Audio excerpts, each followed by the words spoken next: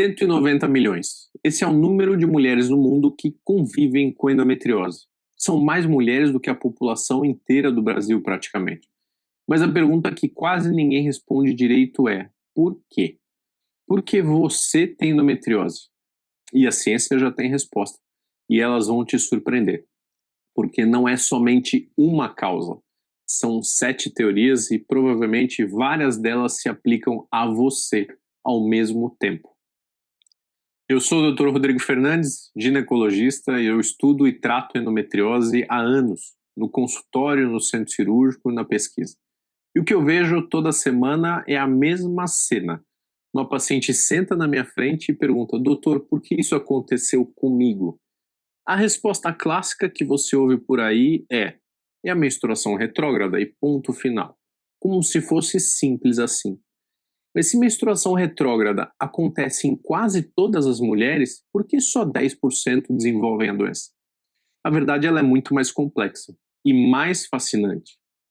Nesse vídeo eu vou te mostrar que as 7 teorias que a ciência usa hoje para explicar a endometriose. Vou traduzir cada uma com uma linguagem que faz sentido, com metáforas, com animações e com alguns exemplos reais. E no final você vai entender uma coisa fundamental. Não existe uma causa da endometriose, existe a sua combinação única com você. Teoria número 1, a menstruação retrógrada. Primeiro, o básico, o que é endometriose? A endometriose é uma doença em que um tecido semelhante ao do endométrio, revestimento interno do útero, ele cresce fora do útero. Esse tecido ele vai responder aos hormônios ovarianos e do ciclo ovariano. Ele vai crescer e vai sangrar, mas o sangue não tem para onde ir. E o resultado? Inflamação, aderências e dor. E agora a primeira teoria, e com certeza é a mais famosa. Imagina que o fluxo menstrual funciona como uma rua de mão única. Na maioria das mulheres o sangue desce e sai normalmente, mas em algumas, parte do sangue faz o caminho contrário. Ele sobe pelas tubas ou pelas trompas e cai dentro do abdômen.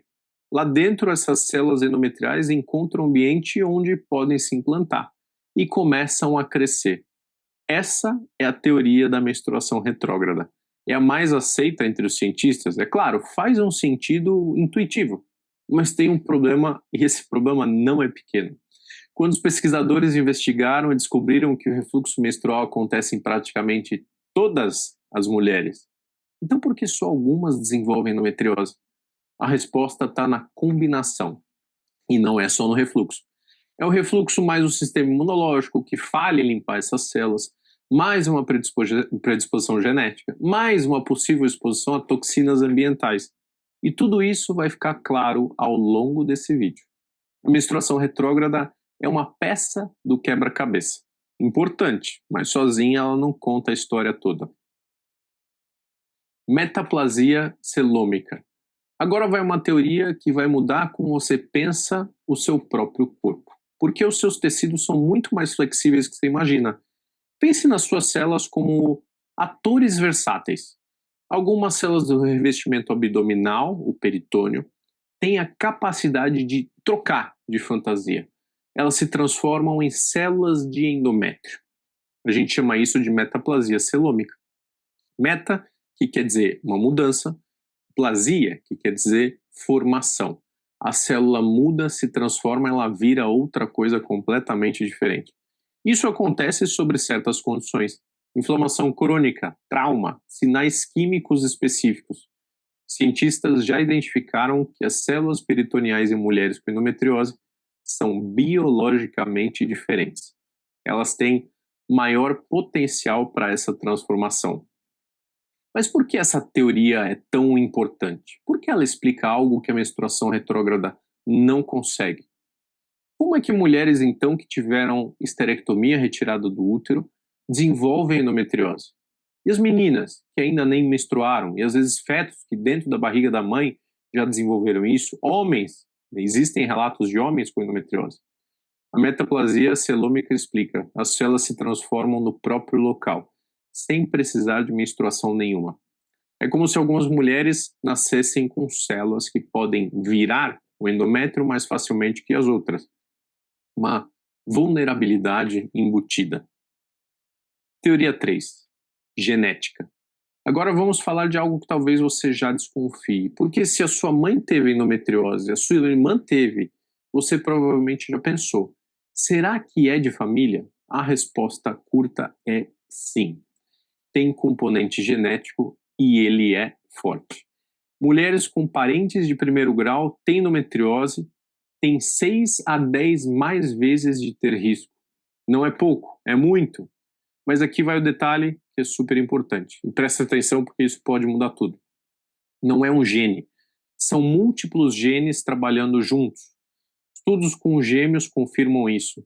E se esses genes afetam a inflamação, a resposta imune, metabolismo hormonal, capacidade de reparo tecidual, é como herdar uma planta, né, uma mapa que predispõe o seu corpo a reagir de uma determinada forma.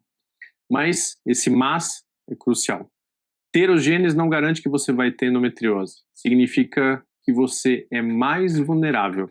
E aí entram fatores que a gente pode influenciar: ambiente, alimentação, estilo de vida. Nós vamos falar disso já já.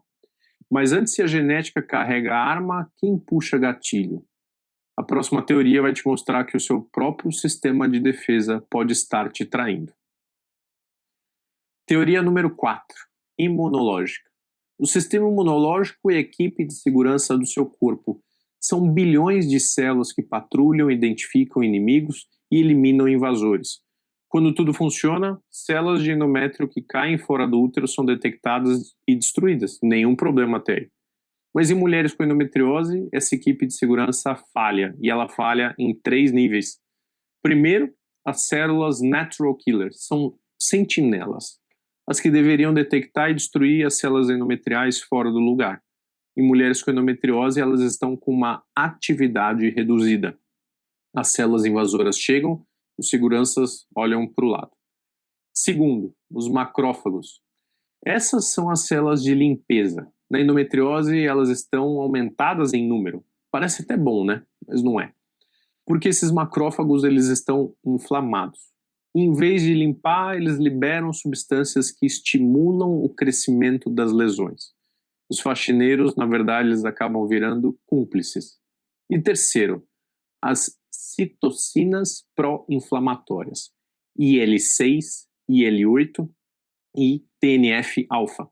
Esses nomes não importam, o que importa é que são moléculas que criam um ambiente inflamado e na endometriose estão elevadas. E o resultado é um ambiente que alimenta a doença em vez de combatê-la. As células invasoras, elas não só sobrevivem, elas prosperam. Teoria 5: células-tronco. Essa teoria é mais recente, e quando eu li os estudos pela primeira vez, há um tempo atrás, confesso que fiquei até impressionado, porque ela muda a forma como a gente pensa sobre o início da doença. Células-tronco são os trabalhadores da construção do corpo. Estão sempre prontos para consertar, para reconstruir, para regenerar. E o endométrio, lembra que ele se renova inteiro a cada ciclo menstrual. E são as células-tronco que fazem parte desse trabalho. Mas alguns pesquisadores descobriram que em mulheres com endometriose, essas células elas estão em proporções anormais, tanto no endométrio quanto na cavidade peritoneal. E o nicho onde elas vivem, o microambiente que determina o que elas vão fazer, está alterado. Em vez de direcionar para funções normais de reparo, esse ambiente está programado e essas células para um crescimento anormal. Elas vão para o canteiro de obras errado, seria mais ou menos isso. E aqui vem a parte que vai te surpreender. Cientistas encontraram células-tronco vindas da medula óssea dentro de lesões de endometriose, ou seja, células do seu próprio sangue deveriam reparar tecidos, estão migrando e alimentando a doença. Isso significa que a endometriose não é só um problema ginecológico, ela é um problema sistêmico. Envolve o corpo todo. Teoria número 6: disruptores endócrinos. Agora vamos falar de algo que está no seu redor e talvez você não saiba. São esses disruptores endócrinos. São substâncias químicas que imitam, bloqueiam ou interferem com os seus hormônios naturais. Pensa no seu sistema hormonal como uma estação de rádio perfeita, transmitindo sinais super claros. Disruptores endócrinos são as interferências que distorcem esses sinais. Dioxinas, bisfenol A, famoso BPA, pesticidas, fitalatos, eles estão nos plásticos, nos cosméticos e agrotóxicos, até no revestimento de latas de conserva. Estudos mostram que a correlação direta entre a exposição a dioxinas e maior prevalência de endometriose. Em laboratório, quando os animais são expostos a dioxinas de forma controlada, desenvolvem lesões semelhantes à endometriose. De forma dose dependente, quanto maior a exposição, maior o número de lesões. E esses disruptores, eles fazem 4 coisas muito específicas no corpo. 1. Aumentam o estrogênio local nas lesões, prejudicam a função imunológica, provocam uma inflamação crônica de baixo grau e alteram a regulação dos genes nas células endometriais. E o pior, a exposição acumula ao longo da vida. Cada ano de contato vai somando. É por isso que falar de estilo de vida quando se fala de endometriose não é frescura, é ciência. Teoria número 7, TR, Tissue Injury and Repair. A última peça do quebra-cabeça. Uma teoria que ainda é pouco conhecida, até mesmo entre os médicos, mas que está mudando tudo o que a gente entende sobre como a endometriose começa. TR, Tissue Injury and Repair, lesão e reparo tecidual. Pense no endométrio como um muro. Todo ciclo menstrual esse muro descama, sangra e precisa ser reconstruído. Em mulheres saudáveis o reparo é perfeito. O muro volta inteiro, forte, funcional. Mas em algumas mulheres cada reparo fica um pouquinho pior que o anterior. Ciclo após ciclo, o endométrio vai ficando mais fino, mais frágil. As fissuras não fecham completamente. Até que o muro começa a vazar, fica quebradiço, células endometriais escapam para a cavidade abdominal com cada vez mais facilidade. Alguns estudos mostram que mulheres com endometriose têm maior apoptose, uma morte celular programada durante a menstruação. Tem cicatrização repetida que enfraquece a barreira. E a perda progressiva da função que normalmente mantém as células no lugar. É um efeito cumulativo e pode explicar algo que muitas pacientes percebem no consultório. Por que a endometriose tende a piorar com o tempo? Porque cada menstruação a barreira fica mais comprometida. Mais células vazam, mais lesões se formam. São 7 teorias e provavelmente todas têm um pouco de verdade. Cada uma explica uma parte do quebra-cabeça. A endometriose não é uma doença de uma causa, ela é poligênica, multifatorial, onde a genética, a imunologia, hormônios, ambiente, dano tecidual convergem de formas diferentes em cada mulher. O seu quebra-cabeça ele é único e identificar quais peças pesam mais no seu caso pode ajudar a personalizar o seu tratamento. Ok, agora vem a parte que eu mais gosto, porque informação sem ação é só curiosidade. E você não clicou nesse vídeo por curiosidade, você clicou porque você quer entender o que está acontecendo no seu corpo. Então aqui vão 3 coisas práticas que você pode começar hoje, agora, antes de fechar esse vídeo. Número 1, investigue a sua história familiar. Primeiro, liga para sua mãe, as suas tias, as suas irmãs. Perguntem se tiveram cólicas muito fortes, dificuldade para engravidar, cirurgias ginecológicas ou o diagnóstico de endometriose. Sabe por quê? Porque muitas mulheres da geração anterior, elas nunca receberam diagnóstico, mas elas tinham os sintomas. E essa informação, ela é ouro para o seu médico. É uma peça do seu quebra-cabeça. Número 2, reduza a sua exposição a disruptores endócrinos. Não precisa entrar em pânico. Não precisa mudar tudo de uma vez. Começa com o que é fácil. Vai lá na sua cozinha, troque os recipientes de plástico por vidro para aquecer comida. Prefira cosméticos sem parabenos. Olha o rótulo.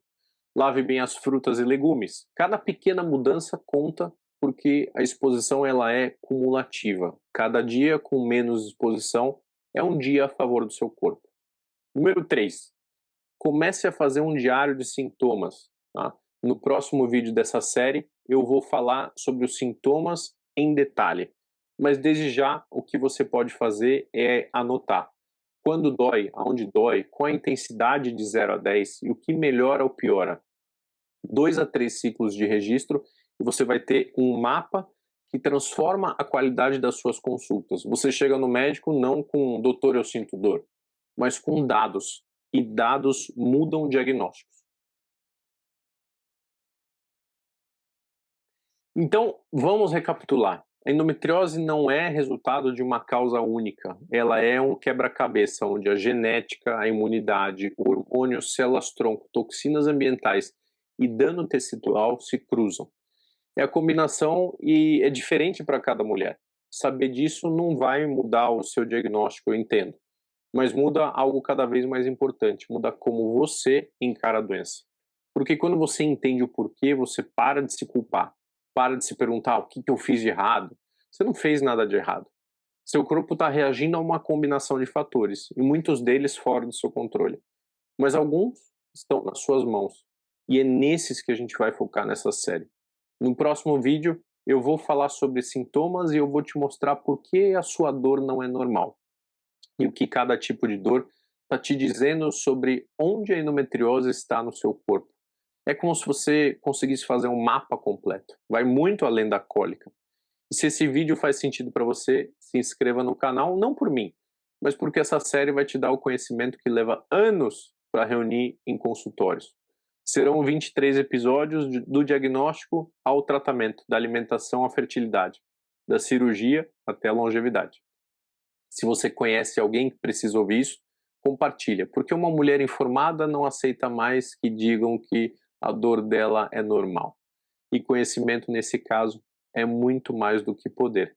Ele é cuidado. Até o próximo vídeo.